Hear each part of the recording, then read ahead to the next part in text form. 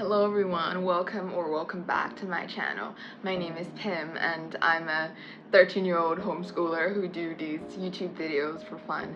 Now, today I'm doing something a little bit different from what I do for my first two videos, which was pretty much like vlogs and stuff. And I'd probably still be doing a lot of that too, but then I'm just starting my channel here, so I just want to introduce to some other content as well. One thing you should probably know about me, and you probably already could tell by the first two videos, is that I talk a lot, and I am just a really good yapper in general. I can yap and ramble on about whatever there is to ramble on.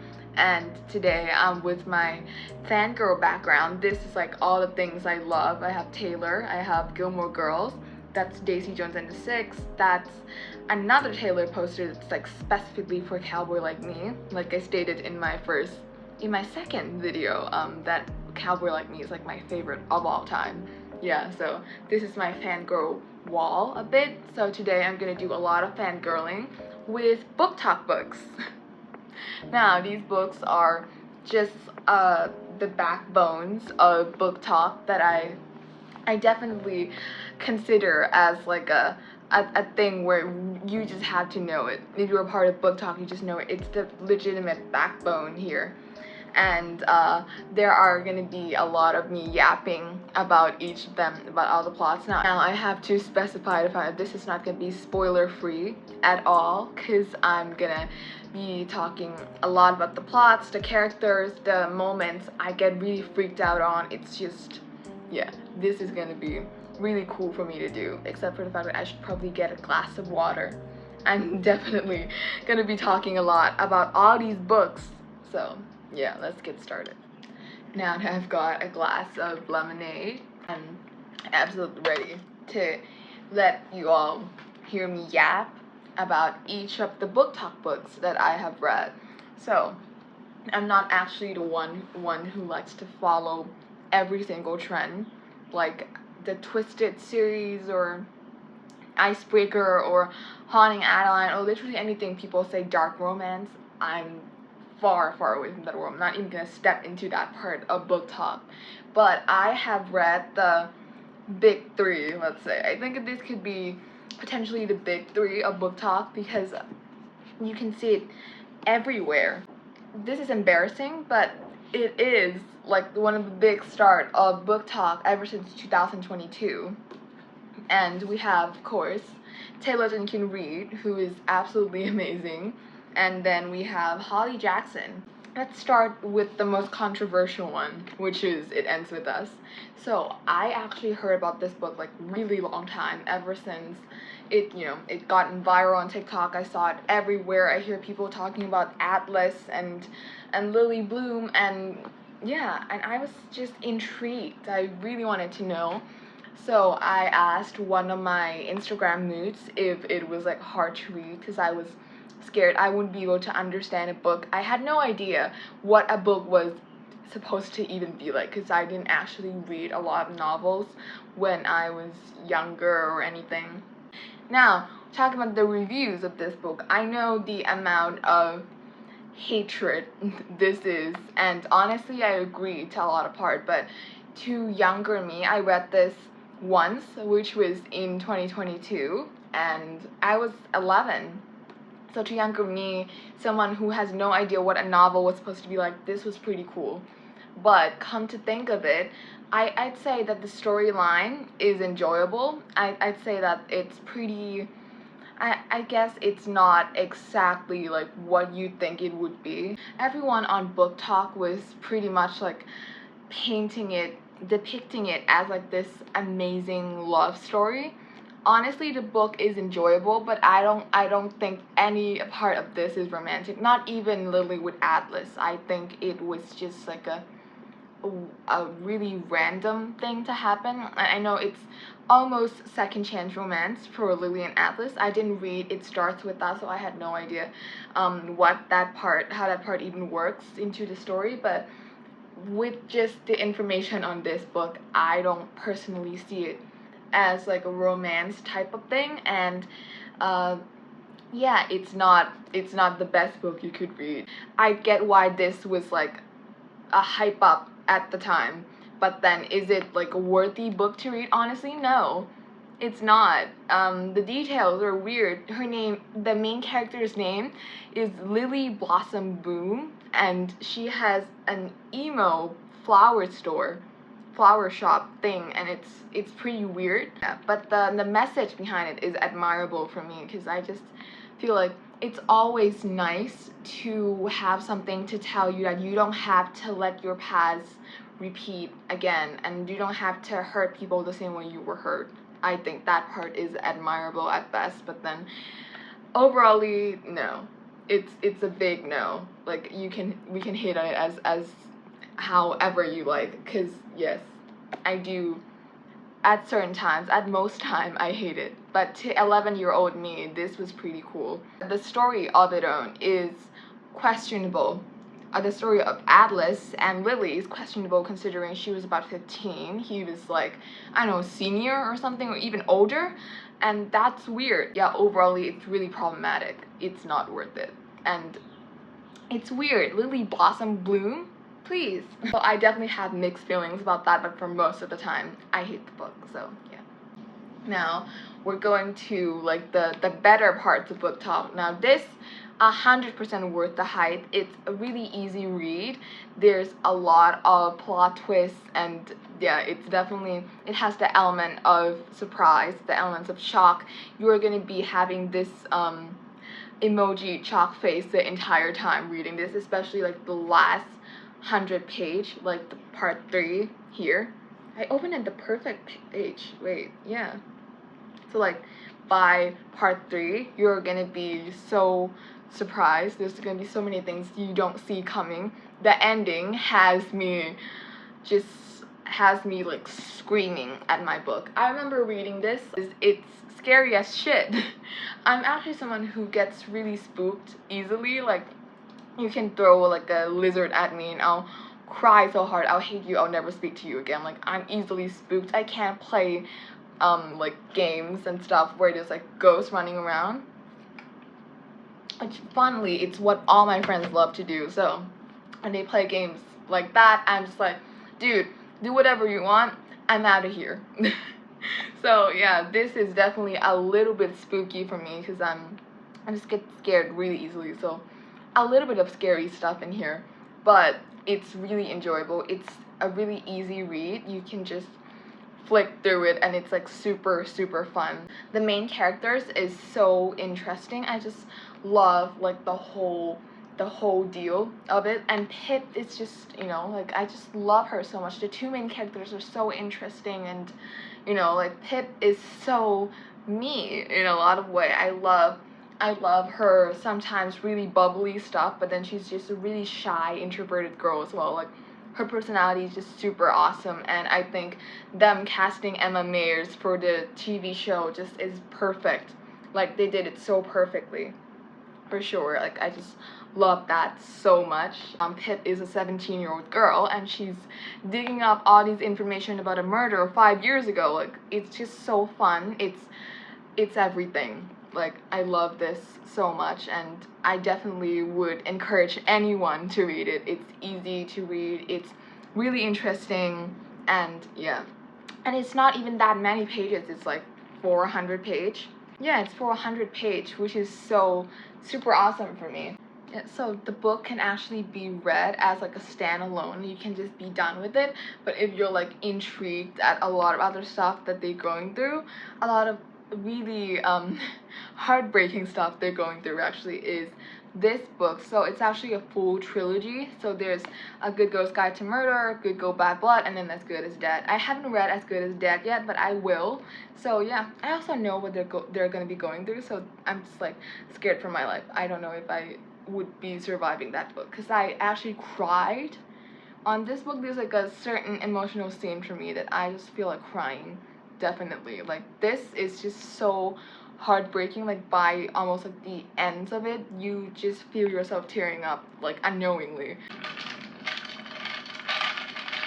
Now, for the next book, we have The Seventh Husband of Evelyn Hugo. This is definitely like my favorite book, not just like book talk book, but it's like one of my favorite books of all that I've read. And I've actually read like legitimate books for a year. So this is new. This is like one of my first favorite books I have.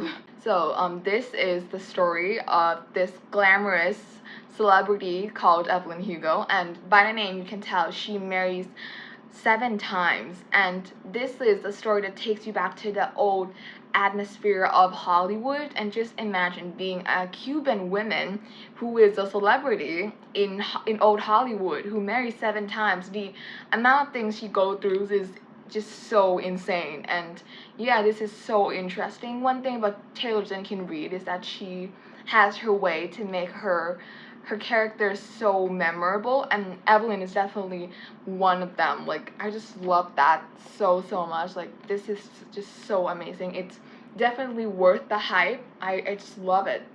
And it essentially becomes a queer story. So we have Evelyn, we have Celia, we have John and Harry. They are in lavender marriages, which is super awesome. I just love that part of the book so much. I think it's like in between, like the middle of the book, where Evelyn eventually marries her producer slash best friend, who is Harry Cameron. He's a producer as well, so they're in the industry, they've worked together, they get married, and then Celia marries John, who is also an actor, and then they all four live like in houses next to each other, and it's just super awesome. And I just love it so much. They have this big, amazing squad of gay actors just living together, and yeah, it's just so, that is like one of the most comforting parts, to see this big group of friends. They're all gays. They're living their lives like super happy. And I love one detail of this book that I really love is where it's about the 1970s, I think, and then there's this conversation between Harry, Celia, Evelyn, and John. They were talking about there are rallies, there are protests for LGBTQ rights, and then, you know, Celia was so determined to support it somehow. She wanted to be up on that protest. She wanted to be in the marches, just helping her people in her community. And yeah, that was like super awesome. And we have Evelyn, who is definitely really much in need to keep her fame alive. She's been struggling so hard in her life, so when she gets to this point when she's literally the superstar, the Hollywood star of the world, she was not gonna like let that go away, because she joins up in a protest for LGBTQ rights. And she and Harry were so right too. They were just discussing it, and they were talking about how the media will change the subjects entirely. So from them shining the spotlight on the real matter, which was LGBTQ rights, it turns into the media kind of trying to depict Celia, Evelyn, and John and Harry, if they're supporting this, because they're also a part of this.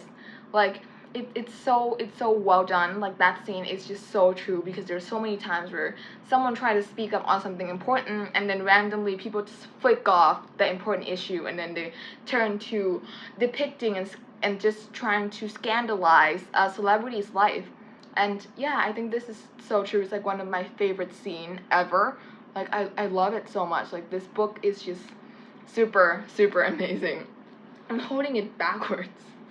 It's just so amazing. All the characters are so complex because they're movie stars. They have almost 2 parts of themselves.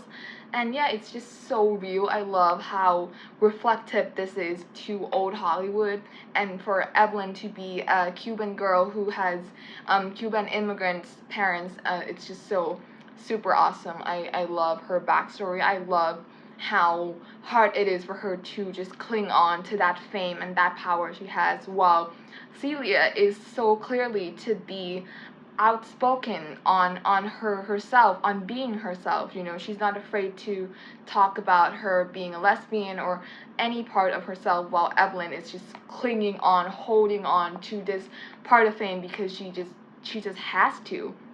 You know, like, their relationship is so interesting, and I love that so much. It's super awesome. And Evelyn and Celia's relationship is just so heartbreaking. It's just so beautiful. If there's one thing I love to read, it's old vintage queer love stories, and this has it. This has all of it.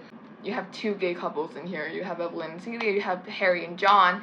You hear so much of them. You hear Evelyn's struggle in so many stuff, and I think that also reflects to a lot of things even celebrity nowadays are facing. But of all husbands, I'm just gonna have to say this first, Harry Cameron, the man he is, and the fact that he's blonde and blue-eyed is so weird for me, because I remember reading this and like just imagine him as a brunette the entire time, and then there's like one point where she was talking about blonde hair and I'm like, what? Yeah, that's like one big surprise for me in this book, is that Harry Cameron is blonde. This is just super awesome, and it's so remarkable. Taylor's has her way to make her characters so memorable. That same thing also goes for Daisy Jones and the Six, which is what I'm going to be talking about next. So yeah, let's get to that. Daisy Jones and the Six is a book about this rock band in the 1970s. It's completely set in the 70s, but it's also written as an interview, so they all the members of this band gave interviews about all the things that happened, how their forming was, about their entire breaking up moment, because this is definitely Fleetwood Mac inspired. I actually dig that up after reading this for after an hour of reading this. I dig that up, and yes, it was Fleetwood Mac inspired, and yeah, I can see it's so clear. And the recreation of the iconic rock and roll moment in the 1997 performance of the song Silver Springs by Fleetwood Mac, that is like something that's been in my head for a really long time, and then this is so perfect.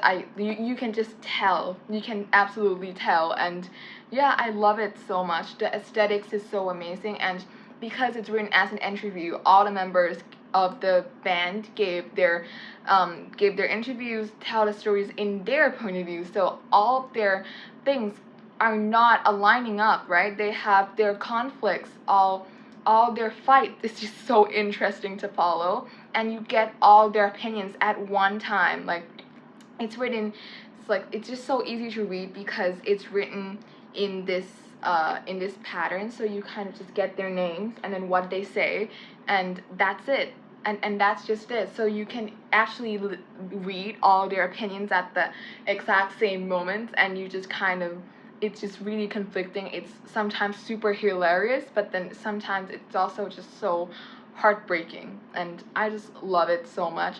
And like I said again, Taylor has her way to make her main character so memorable, and Daisy Jones is definitely up there. Like, she is super awesome. Impossible Woman is just an amazing song, and it fits her so perfectly. I love that they just wrote a song out of her personality and her characteristics, because that is so her. Daisy Jones is Impossible Woman, and there's actually a TV show already about this book, and I haven't watched it yet, but I've already listened to the song, and I think it's super amazing. The Fleetwood Mac vibe is so there, like, it's so perfect.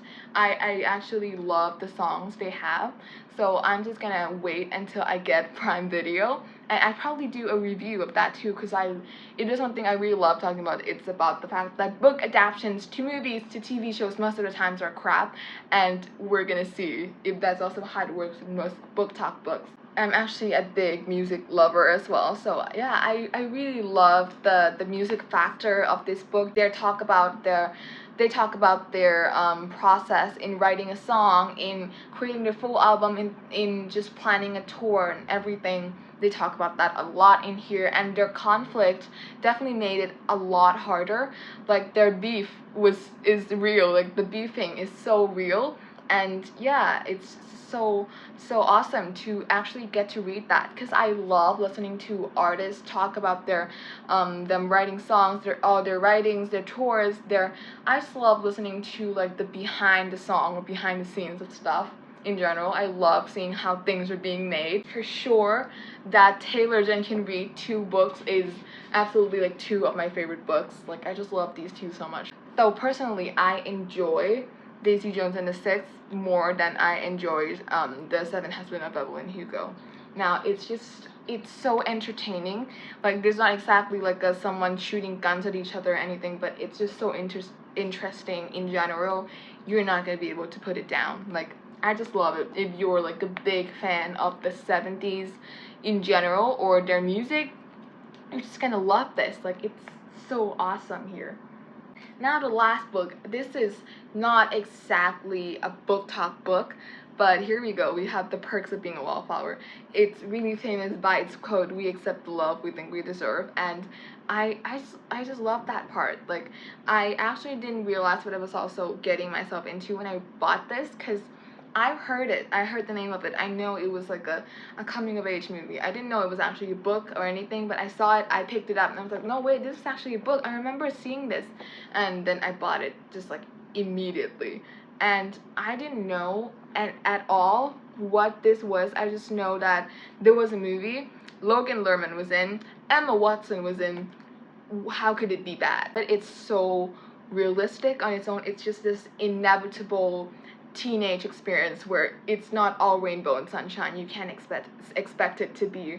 A lot of things are going to change, and I think this just speaks so much to me as a 13-year-old girl. And Charlie's a freshman, so he's like a year or two older than me. A lot of things that he goes through is just heartbreaking, and he's just like a really tough kid. Like, I respect a lot of that, and the end got me so scared. Like, the ending got me so scared because of all things he's gone through. I was sure he was gonna kill himself, and then he pulls this painful thing to happen. So the whole thing is written as like a letter to us readers, and it's definitely made it a lot more personal for me, who's a teenager, just like listening to someone who's just really close to my age just telling me about how it is. And then the last page here, dude, legitimately goes, so, just in case this ends up being my last letter, I want to answer one question. The question I have been asked the most since your letters found their way to me. Whatever happened to Charlie? And I can tell you what happened to Charlie in 3 words. He made it, and so will you. Love always, Charlie. That's how the kid ended the whole letter thing. Like, I was so scared he was gonna kill himself. And that he made it is just so cool. And like, the ending is it's just so beautiful. It's heartbreaking and it's so sad in a way, but it's just so beautiful. So there's like a moment here. I'm just gonna read it to you. There's this moment where he talks about you are a part of an infinite family, the people who have been through terrible things and survived them. If you are reading these words, you won today, and won is in capital letters, like he's screaming at us. You won today. You are here. You are alive. You have options. You can wait out on a bad situation. Move on, fight back, get out, break up, call, ask her or him out, write that book, write that song, listen to music, take the drive, take the chance, and live. Whatever strategy you choose, you win. And win is also in capital letters again. It's so realistic. It's just, I love this so much. It actually affects me on a lot of ways I didn't think it would. Like, when I started this, it was going pretty stiffy, I guess. It was just, it was all in like this flat line, and then you kind of almost get to the point where you're just like, oh my god, this is so sleepy, and then something really amazingly worse happened. Like, it just progressively gets worse, which is obviously how it goes in life or in a book in general. But like, you just kind of almost feel like, you know what, I'm just gonna be done with this, and then something bad just happens and you go through the top and you just can't stop reading it at all. I finished this in like a day or two as well. Like, it's just so unbelievably relatable, and yeah, I love it so much. I'm really happy I got this cover though, because I know there was like another one where the cover is the ugly neon yellow thing. I love this cover so much. So yeah, it's looking pretty good for my bookshelf. Alright, so we are done with all the books I've talked about here, and though I feel like I maybe overused a lot of words like amazing and just like beautiful, and I love it. Whatever. I never know what to say in like to end the video, so I'm just gonna go with what I always do now. It's like a part of the habit I can't stop. So like and subscribe, everyone, and stay tuned. That's like my favorite thing to say. Stay tuned. Bye.